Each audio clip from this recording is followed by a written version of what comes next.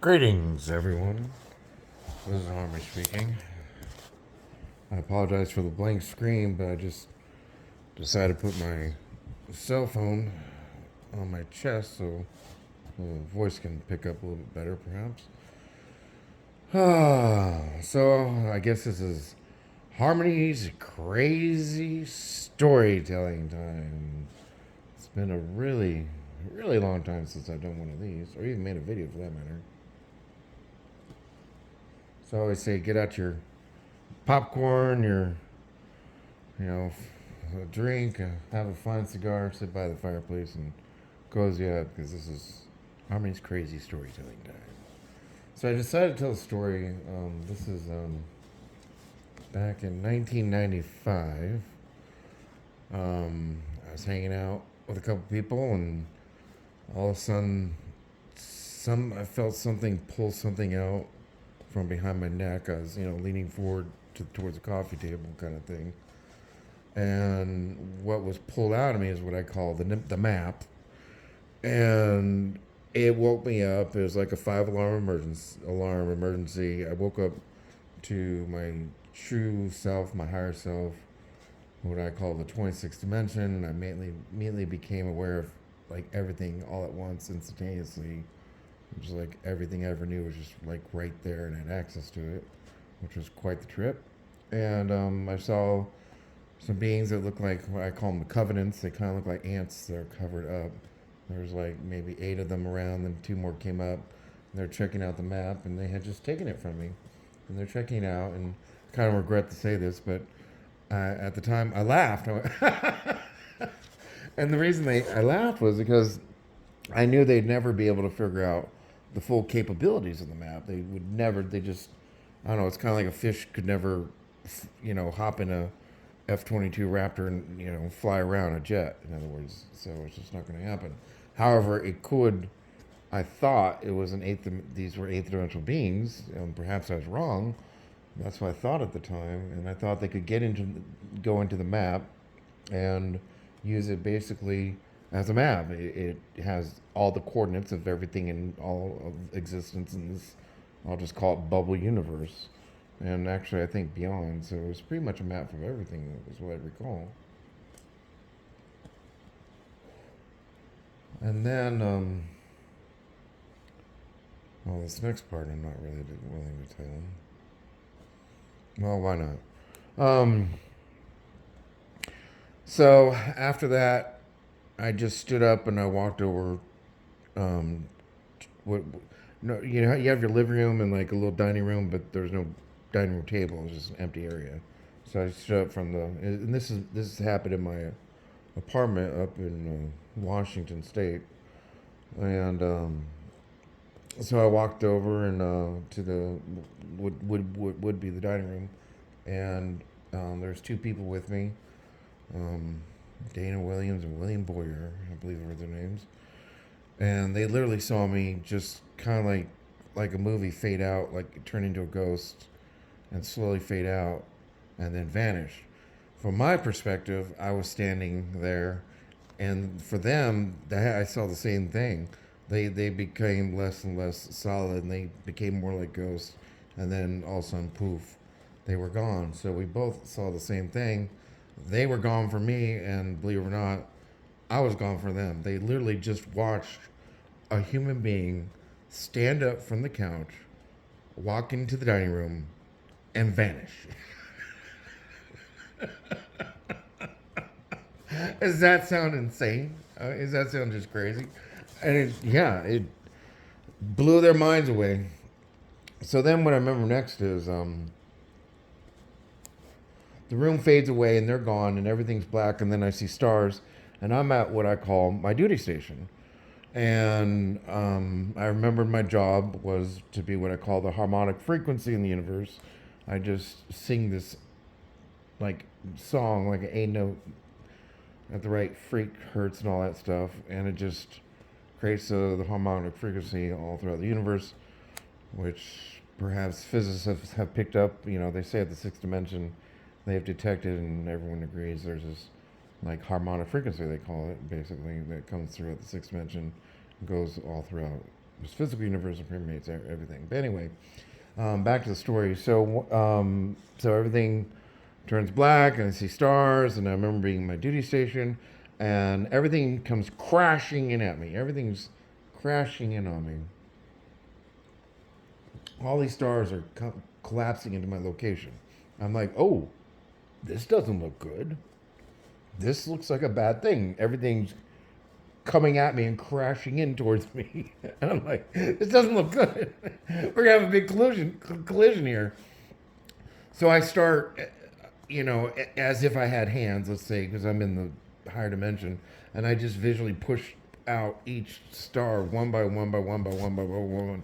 And, at the 26th dimension, you just like instantaneously kind of push everything back and get it where it's supposed to be. I'm like, okay, cool. Everything's fine. And then it started coming at me again. This isn't cool. And then so I'm pushing them out again. Okay. Well, this is getting a little tiresome. By the third time I'm doing this, I'm like, fourth time, I'm like, I can't do this forever. So then I just decided to just go, whatever. I can't do it right now. Well, I could. I'm having difficulty doing it right now. Watch your language, Byron. The C word is not in our vocabulary. Anyway, just having difficulty at the time singing that note. I need to warm up and, do the do me fi do. Anyway, just kidding. So anyway, I just sung this frequency, and then everything stabilized, and I'm like, cool, everything's fine, it's great. So then I locked up, came back down, left my duty station, came back down to Earth, because I do have a child here. He's about 5 at the time, and I slowly saw the room. I slowly saw the room start to materialize, kind of like the ghost thing, get more and more solid. And they told me later that they're sitting on the couch, and all of a sudden they saw a ghost appear, which was me. They saw me as a ghost, and just slowly become more and more and more solid. And then I became solid, and then everything became solid, and I just stepped right back into the room again. And they were like, oh my God, dude, you don't understand what happened. You just disappeared. Oh my God, my mind's blown. It was quite the freak out moment for my 2 friends there. Well, at least I believe one was my friends. Later in the story, I found out he was not my friend. But anyway, the interesting thing to note is when I woke up and I was my true self, I did not recognize any evil. That's the really bizarre thing. But I think it's because I just didn't know about it. I was just at this highest, 26th dimension. You're just not aware of evil. It's a bizarre thing. It's kind of like, an eagle flying in the air. Probably doesn't even see the ant on the ground, let alone, so he's not probably even aware of it. There's lots of things he's not aware of. Things in the water he can't see. There's even things that human beings have. We just found a prehistoric fish the other day. I mean, come on, there's just things you don't know. So anyway, I lost my train of thought there. So anyway, I come back in the room, sit down on the couch, they're tripping out. Okay, here's the story. And then they're like, what happened? And then I told them what happened, just like I told you. And I said, I came here to hide. That was a trippy thing. I said I came here to hide. I said I didn't want to do my job anymore. Because it's really boring. I sit out there. Because my original memory, going billions of years even before this memory, I remember being with Source. Just segue back to Source. I remember being with Source. We all hung out. Everything is peaceful. Everything's bliss. Everything's wonderful. There was no worries, no this, no that. And I call myself, for those of you who know the previous stories, I'm 1 of 15. Source, God creator, created 15 harmonizers in the universe to stabilize everything and make sure the universe just, stayed mellow. And everything's just beautiful and peaceful. And then one day things change. And then, so segue back to the story. So now, here I am in this place. And I'm just hanging out there. And so now we have, in the previous story, we're beyond the 10-dimensional universe. The physical universe is basically 10 dimensions, and Oh, now we're getting complicated. Oh, let me get back focused here. Is this thing still recording? Yeah, I guess it's still recording. So, anyway, in this physical universe, you know, it's really boring just hanging out, seeing harmonic frequency, nothing going on, kind of thing. So what happened is I was up there seeing my thing, but in harmonizing. The problem was that there was something wrong, like way. So I'm like, if you want to picture a bubble, I'm on the outskirts of the bubble, and you folks are pretty much kind of, I don't know, 75% way into the bubble, you know, kind of thing. And this area was really jacked up, and my little singing the harmonic frequency thing wasn't working here, and the frequencies and everything, the energy was just all jacked up, didn't look right, and I kept throwing positive energy in this damn place. Excuse me, I shouldn't say damn. And it just nothing worked. I mean, nothing worked. So then I locked up my duty station, and I wasn't supposed to take the map with me, but I was about to go on a very long journey to a place I've never been to before. I'm going 75% into the physical universe, and I don't know what the hell what's down there. I don't know if I'm gonna get lost. I don't know if I'm gonna get trapped in some weird dimension. I don't know what's gonna happen. So I'm like, I'm taking the map with me. And the funny thing is, when I woke up, one of the things I said, oh no, the map that I talked about. You know, the covenants just took. I wasn't supposed to bring that map with me. I was not supposed to bring the map with me.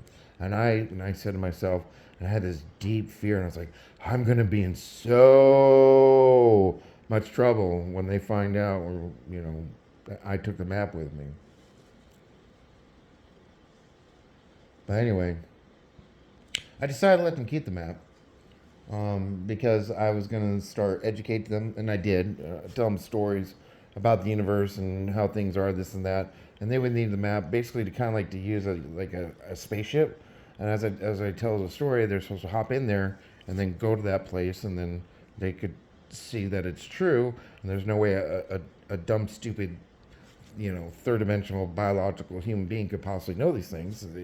So then they would obviously believe me, and they would know who I am, and that I really am this 1 of 15 dude, and you know, I really am trying to fix things and all this stuff, and you know, and I'd have my clout, you know, I got my MasterCard, man. Merry Christmas. What's that commercial? Just kidding. So, you know, I'd have my clout, and that was the whole idea. So I decided to let them keep it. Meanwhile, I'm back on the couch going, oh my gosh, you know, I came here to hide. My job's boring. I'm tired of doing this. You know, I wasn't supposed to bring the map. I don't want to do my job anymore. I was like, I was like, shoot, I gotta go back. I gotta go back and do my job. I gotta go back there and just sing this harmonic frequency. How boring is that? So William Boyer then says to me, I'll do your job. And I looked at him, and again, this is what trips me out. I was not in this higher dimensional state. I was not aware of evil. Like, evil didn't exist to me. It's just a concept that doesn't exist. So I was not aware that this person, William Boyer, he's like, I'll do your job. And I was like, oh, like a gullible, dumb person. Yeah, oh, okay, you can do my job, great. And I didn't even think the guy could be evil. Ooh. So anyway, we step into the dining room, and Dana Williams is on the couch, still chilling and hanging out. And I was like, okay, well, fine. You want to do my job? I'll show you how to do it. And so we both step in the dining room. We're standing up. And once again, the room just started fading out and just became kind of ghostly. And then, I found out later, same thing happened to her. You know, same thing. We turned into ghosts and vanished. And the room looked like a ghost and vanished. And then both of us were in what I call my duty station. And everything started collapsing again. So I started pushing everything out. I said, this is what you gotta do. You gotta push everything out. And I showed him how to push everything out. And he picked up pretty quickly. I was able to push everything out. I was like, you got it? He's like, yeah, I got it. I was like, fine, I'm out of here. And I left. And then Dana is still sitting on the couch, and she slowly sees me appear like a ghost. And so slowly becomes solid, and same thing for her. She looked like a ghost in the whole room, and it became solid. And then I just stepped out into the room. And then, I was solid. I'm there. I'm back in my living room, in my apartment. But he's gone. William didn't come with me. Remember, I left him there. I was like, "You got this?" He said, "Yeah," and I just left him there. So Dana sees just me come back. She can confirm the story. It's just, how crazy is this? I mean, does this not sound like complete insanity yet? I mean, come on. I mean, I understand how insane this is, but I'm telling you this, that, you know, it's the truth. It really did happen. So anyway, we're sitting on the couch and she's tripping out. We're talking about what just happened, just like I told you. And then all of a sudden, in the dining room, we see a ghostly image appear, and it looks like William. He becomes more and more solid, and then all of a sudden, William became completely solid, and he's just standing there, and he has this bewildered look on his face, like, "What the fuck just happened?" Excuse my language. But my immediate reaction was, "What are you doing here? You're supposed to be doing my job. You're not supposed to be doing here." And I'm pissed. I'm pissed at him. I'm like yelling at him. And he's like, "Dude, I got kicked out." I'm like, "You got kicked out?" He goes, "Yeah, I got kicked out. Wasn't my fault, dude. I want to be there." I was like, "Oh, you got kicked out. Okay, well, that's fine. If you got kicked out, we're cool." And I just went about my day. Of course, he talked about his experience, and just like I'm telling you the experience, and we rehashed everything, you know, and all that stuff, and, you know, just kind of chilled out. So anyway, I decided to let these beings keep the map, and I educated them over, I don't know, to me it seems like a 10-year period. I don't know how many years that went on for. Maybe it was a year, who knows, whatever. And then, but anyway, like 10 years later, I found out from, we'll just call him an insider, I don't know, an operative, cooperative, volunteer, I don't know, use whatever you want. Someone in the know. How about that? He told me, "Hey, Byron, no one could ever figure out how to use your map." And my immediate emotion was, I was bummed. I was like, "Oh my gosh, are you kidding me? No one could ever figure out using the map?" I'm like, I've been telling stories about the origins and creation of the universe and giving the complete history of this place for like 10 years, thinking that you're hopping in my map and going there, and then you can see the evidence that it's true, and there's no way I could know these things unless it was true, and then that would again give me some clout. And he's like, no one could ever figure out how to use a map. And I said to him, "Well, why didn't you get me? Why didn't you come to me? And I would have got in the map with whoever, I don't care, and I would have taken them there. I would have gotten the map and taken them there. I would have shown it. I would have proved it to you." But they decided not to. But anyway, so I took the map back and I returned it to my duty station where it belongs. And now there's some folks that want me to bring the map back, and I just don't see that happening. A lot of interesting stories about that one that we'll tell another day. But until then, everybody, thank you for listening to my crazy storytelling time. It's time to refill that fine drink you're having, and you know, what do you call it? Stoke the fire a little bit, and just relax and chill, and enjoy the holiday seasons, everybody. I hope you all doing well up there. God bless, peace, and be well.